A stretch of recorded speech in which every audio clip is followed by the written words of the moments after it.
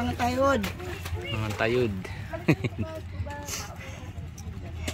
Hello po. Ay po tayo.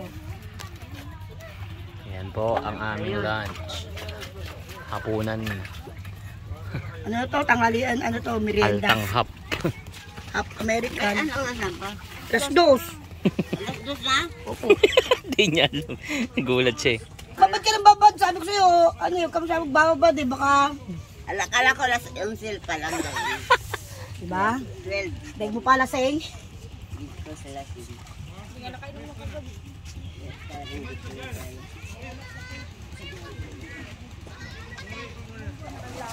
Mablabak pa sa niyo pa ko sa sika. Pili mo. Tapos ako gabi yung ayun.